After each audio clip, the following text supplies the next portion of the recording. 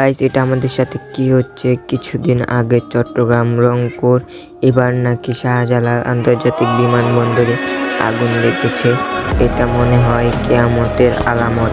Guys, আজকে এটা নিয়ে কিছু কথা বলবো। আপনারা ফুল ভিডিওটা দেখে যান, আপনারা অনেক কিছু শিখতে পারবেন।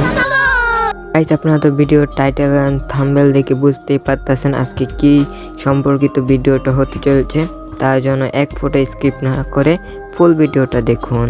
তাহলে শুরু করা যাক আজকের এই ভিডিওটা। হ্যালো গাইস, আসসালামু আলাইকুম। আপনারা সবাই কেমন আছেন? আশা করি ভালো আছেন। আমিও ভালো আছি। আমি এনওইটি আছি আপনাদের সাথে। গাইস, আপনারা কি জানেন এসব কাজ কেন হচ্ছে? সবাই অনেক বেশি গুনাহ করতেছে এইসব কারণে।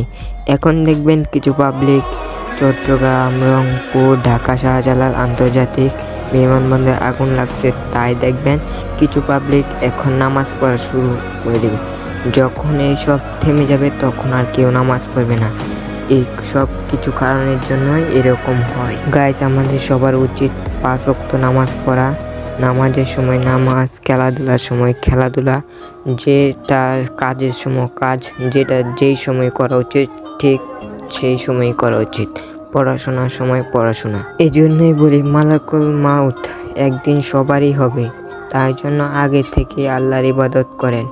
আমরা হয়তো ফ্রি ফায়ার গেম খেলি, তারপরেও কিন্তু নামাজ খেলাধুলা সব কিছুই কিন্তু ঠিক আছে।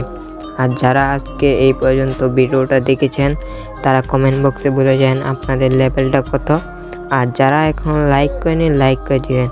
আর যারা চ্যানেলে নতুন আছেন তারা একটি সাবস্ক্রাইব করে দেন। আর আমার ভিডিওটা যদি ভালো লাগে আপনাদের কাছে তাহলে একটি কমেন্ট করে যান। গাইস, দীর্ঘ 25 বছর পর আবারও শীতে আমাদের মাহে রমজান। আল্লাহ বলেছেন আমার একটি হাদিস যে অন্যকে শেয়ার করলো সে তার সমান সওয়াব পেল। আমি আপনাকে শেয়ার করে দিয়েছি, আপনি অন্যকে শেয়ার করে দেন। গাইস, যারা এই অবধি ভিডিওটা দেখেছেন তারা হয়তো অনেক কিছুই শিখেছেন।